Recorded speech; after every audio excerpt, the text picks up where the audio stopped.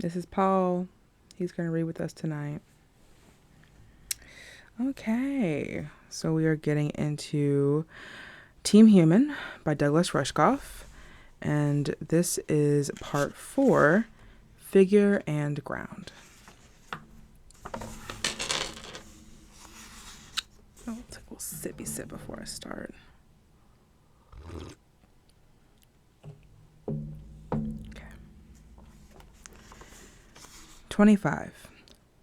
Human inventions often end up at cross purposes with their original intentions, or even at cross purposes with humans, ourselves. Once an idea or an institution gains enough influence, it changes the basic landscape. Instead of the invention serving people in some way, people spend their time and resources serving it. The original subject becomes the new object. Or, as we may more effectively put it, the figure becomes the ground. The idea of figure and ground was first posited by a Danish psychologist in the early 1900s. He used a simple cardboard cutout to test whether people see the central image or whatever is around it. We now know the experiment as the drawing that can be seen as a white vase if you look at the middle of the image, or as two black faces in profile if you focus on the periphery. The model of perception was useful to psychologists who were attempting to understand how the brain identifies and remembers things. What fascinates people to this day is the way the perception of figure or ground can change in different circumstances and cultures. When shown a picture of a cow in a pasture, most Westerners will see a picture of a cow. Most Easterners, on the other hand, will see a picture of a pasture. Their perceptions are so determined, in fact, that people who see the figure may be oblivious to major changes in the background, and people who see the ground may not even remember what kind of animal was grazing there. Neither perception is better or worse, so much as incomplete. If the athlete sees herself as the only one that matters, she misses the value of her team, the ground in which she functions. If a company's human resources officer sees the individual employee as nothing more than a gear in the firm, he misses the value and autonomy of the particular person, the figure. When we lose track of figure and ground, we forget who is doing what for whom and why. We risk treating other people as objects. Worse, we embed those values in our organizations or encode them into our technologies. By learning to recognize reversals of figure and ground, we can liberate ourselves from the systems to which we have become enslaved. 26. Figure/ground reversals are easy to spot once you know where to look and maybe how to look. Take money. It was originally invented to store value and enable transactions. Money was the medium for the marketplace's primary function of value exchange. Money was the ground, and the marketplace was the figure. Today, the dynamic is reverse. The acquisition of money itself has become the central goal, and the marketplace just a means of realizing that goal. Money has become the figure, and the marketplace full of people has become the ground. Understanding this reversal makes it easier to perceive the absurdity of today's destructive form of corporate capitalism. Corporations destroy the markets on which they depend, or sell off their most productive divisions in order to increase the bottom line on their quarterly reports. That's because the main product of a company is no longer whatever it provides to consumers, but the shares it sells to investors. The figure has become the ground. Or consider the way human ideal of education was supplanted by its utilitarian opposite. Public schools were originally conceived as a way of improving the quality of life for workers. Teaching people to read and write had nothing to do with making them better coal miners or farmers. The goal was to expose the less privileged classes to the great works of art, literature, and religion. A good education was also a requirement for a functioning democracy. If the people don't have the capacity to make informed choices, then democracy might easily descend into tyranny. Great time to defund education, isn't it, America? Over time, as tax dollars grow scarce and competition between nations fierce, schools became obliged to prove their value more concretely. The Soviets launched the Sputnik satellite in the 1960s and led America to begin offering advanced math in high school. Likewise, for the poor in particular, school became the ticket to class mobility. Completing a high school or college education opens employment opportunities that would be closed otherwise. Another good, if utilitarian, reason to get educated. But once we see the competitive advantage and employment opportunity as the primary purpose of education rather than the ancillary benefits, something strange begins to happen. Entire curriculums are rewritten to teach the skills that students still need in the workplace. Schools consult corporations to find out what will make the students more valuable for them. For their part, the corporations get to externalize the cost of employee training to the public school system, while the schools, in turn, surrender their mission of expanding the horizons of the working class to the more immediate purpose of job readiness. Instead of compensating for the utilitarian quality of workers' lives, education becomes an extension of it. Where learning was the purpose, the figure, in the original model of public education, now it is the ground, or merely the means through which workers are prepared for their jobs. 27.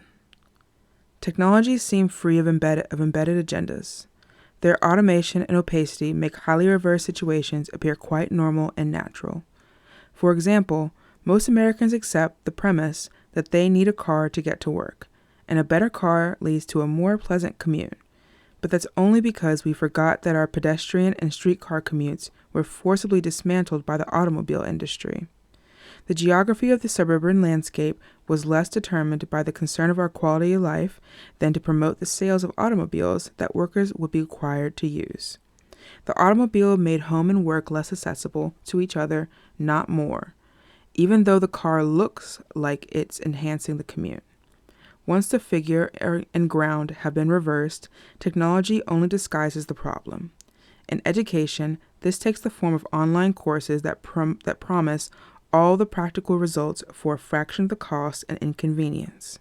The loftier goals of learning or enrichment are derided as inefficient, self-indulgent, or the province of decadent elites. Online courses don't require a campus or even a live teacher. A responsive, algorithmically generated curriculum of videos and interactive lessons is customized for the individual learner. It is the pinnacle of utilitarian education. Particular learning outcomes are optimized, and skills acquisition can be assessed through testing, also via computer. Of course, when an online company is assessing its own efficiency, it is bound to make positive determinations. Even when companies don't tip the scales in their own favor, the underlying technology will be biased towards measuring only the educational values that have been programmed into it. Automated classes work for rudimentary job-related skills such as machine repair, simple medical procedures, or data entry, but they are terrible for creative thinking and interpretation. They don't even work particularly well for learning computer code, which is why most serious developers end up abandoning online code schools in favor for real-life programming boot camps with human instructors and struggling peers. People who learn by computer are not encouraged to innovate. They are simply being trained to do a job. They can repeat tasks, but they can't analyze or question the systems to which they are contributing. The more that real colleges incorporate the methods of their online competition, the less of this deeper learning they can offer. For these reasons, many of the most ambitious engineers, developers, and entrepreneurs end up dropping out of college altogether. One tech billionaire famously offers $100,000 to 20 young people each year to abandon college in order to pursue their own ideas. The message he's sending to students is clear. If you want to get somewhere significant, don't worry about school. When we reduce education to its utilitarian function, it may as well be performed by computers. Besides, as the anti-education billionaire would argue, people learn job skills better on the job itself, as interns or entry-level employees. But people who so easily dismiss education have forgotten what school is really for. A live educator offers more than the content of a course. Human interaction and presence are more important components of effective pedagogy. Moreover, a teacher sets an example by embodying the ideals of learning and critical thinking. Possessed by a spirit of inquiry, the teacher enacts the process of learning for students to mimic.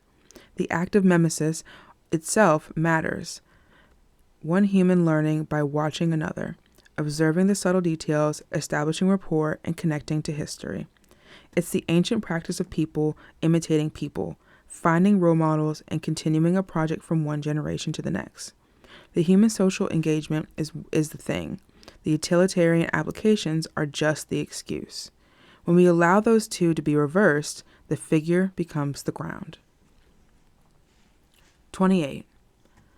Under the pretense of solving problems and making people's lives easier, most of our technological innovations just get people out of sight or out of the way.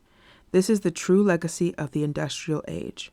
Consider Thomas Jefferson's famous invention, the dumbwaiter. We think of it as a convenience. Instead of carrying food and wine from the kitchen up to the dining room, the servants could place items into the small lift and convey it upstairs by pulling on ropes. Food and drink appeared as if by magic. But the purpose of the dumbwaiter had nothing to do with saving effort.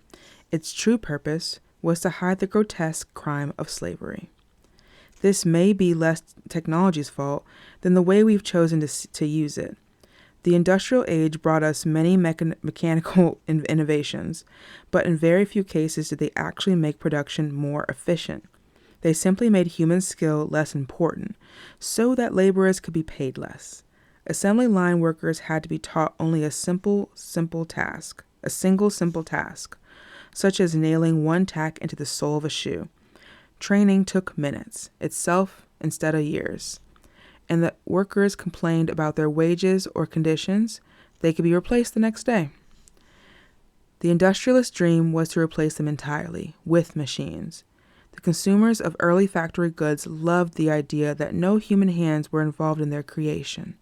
They marveled at the seamless machined edges and perfectly spaced stitches of industrial age products. There was no trace of humans at all. Even today, Chinese laborers finish smartphones by wiping off any fingerprints with a highly toxic solvent proven to shorten the workers' lives. That's how valuable it is for the consumers to believe that their devices have been assembled by magic rather than by the fingers of underpaid and poisoned children. Creating the illusion of no human involvement actually costs human lives. Of course, the mass production of goods requires mass marketing, which has proven to be just as dehumanizing. While people once bought products from the people who made them, mass production separates the consumer from the producer and replaces this human relationship with the brand. So where people used to purchase oats from the miller down the block, now consumers go to the store and buy a box shipped from 1,000 miles away. The brand image, in this case, a smiling Quaker, substitutes for the real human relationship and is carefully designed to appeal to us more than a living person could. To pull that off, producers turned again to technology. Mass production led to mass marketing, and mass marketing required mass media to reach the actual masses. We like to think that radio and TV were invented so that entertainers could reach bigger audiences, but the proliferation of broadcast media was subsidized by America's new national brands, which gained access to consumers coast to coast. Marketers of the period believed they were performing a patriotic duty, fostering allegiance to mass market brands that iconized American values and ingenuity. But the collateral damage was immense. Consumer culture was born, and media technologies became the main way to persuade people to desire possessions over relationships and social status over social connections. The less fruitful the relationship in a person's life, the better target that person was for synthetic ones. The social fabric was undone. Since at least the industrial age, technology has been used as a way to make humans less valued and essential to labor, business, and culture. This is the legacy that digital technology inherited. 29. In a digital media environment, it's particularly easy for figure and ground, people and their inventions, to flip roles. Because so many of this landscape is programmed to do one thing or another, human beings often become the more passive, automatic players compared with the code that actively defines the terrain and influences our behaviors. If we don't truly know what something is programmed to do, chances are it is programming us. Once that happens, we may as well be machines ourselves. For example, Memetic warfare treats the figure, the human, as ground. I think I'm supposed to say that as memetic. In a digital media environment, memes become more than the catchy slogan or ideas. They are a form of code engineered to infect a human mind and then to turn that person into a replicator of the virus. The meme is software, and the person is the machine. The meme has one goal: to be reproduced. It enters a human, inciting confusion, excitement, panic, or rage, or stimulating the host to pass it on. The meme is issuing one command: make me. And whether by word or by mouth, social media or viral video link, whether in agreement with a meme or an outraged rejection, the infected human obeys. This automation tends to reinforce itself.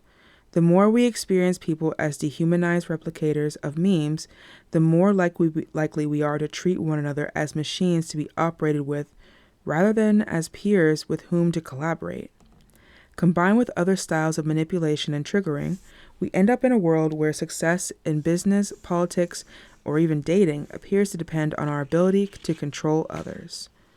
Our essentially social activities become entirely instrumentalized, losing connection to their greater purpose.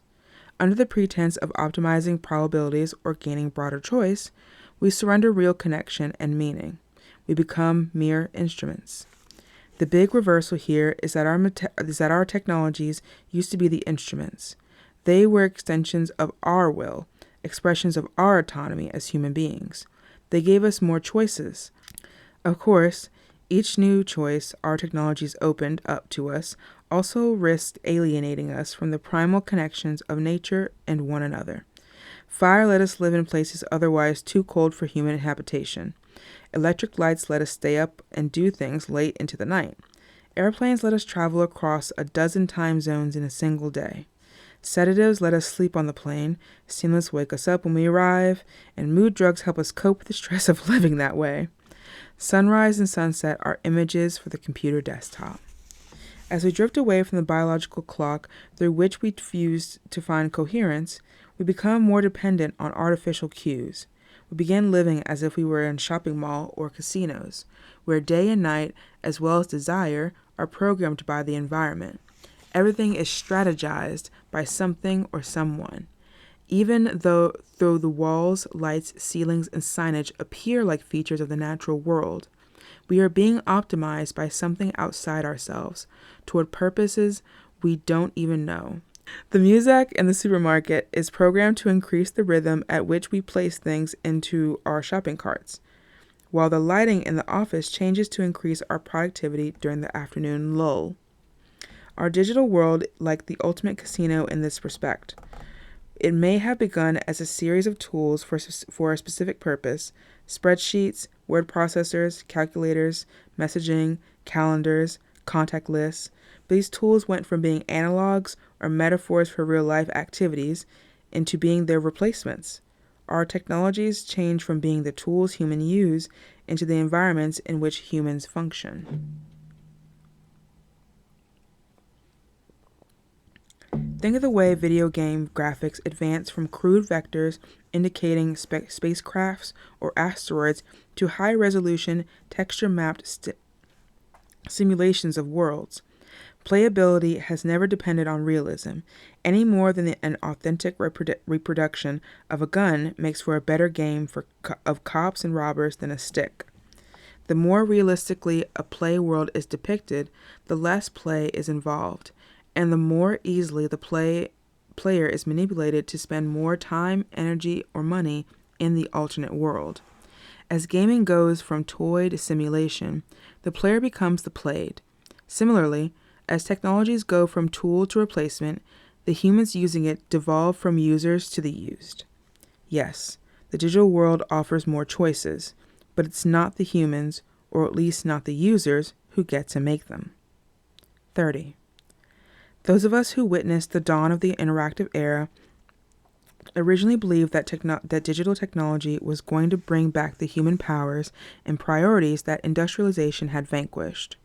The earliest interactive tools, such as the television remote control, changed our relationship to programming, where breaking the captive spell of television used to require walking up to the set and physically turning the dial, the remote let us escape with the micro motion of a single finger.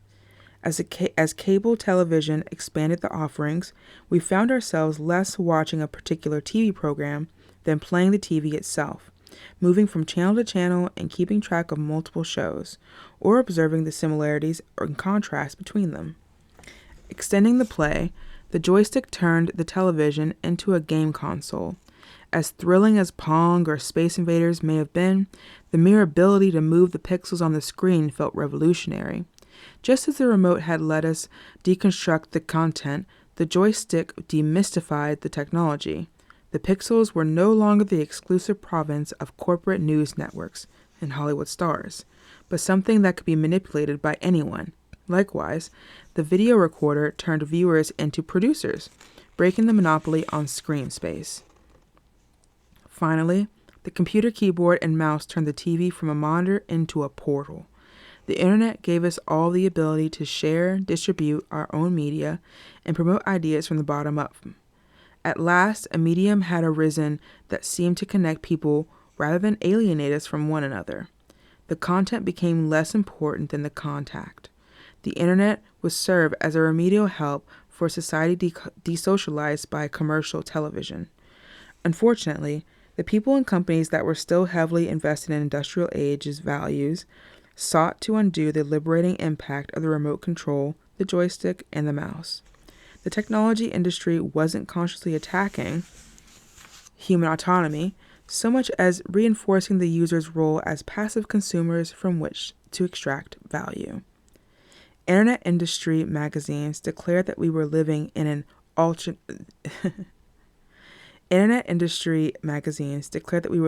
attention economy, where a company's profits would depend on its ability to wrestle eyeball hours from users.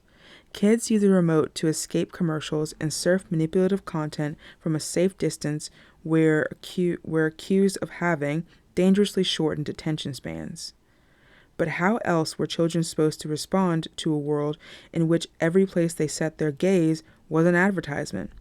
As the number of amphetamine prescriptions for young people continues to double every few years, we must at least consider the environmental factors that have been contributed to widespread attention deficit, and whether we have been indiscriminately drugging some young people into compliance.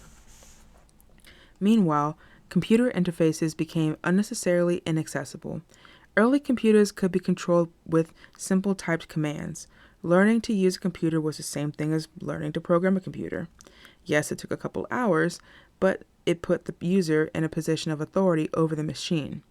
If a program couldn't do something, a user knew what this was because the computer was incapable of that function, or because the programmer simply didn't want the user to be able to do it. In an effort to make computers easier to use, developers came up with the elaborate metaphors for desktops and files.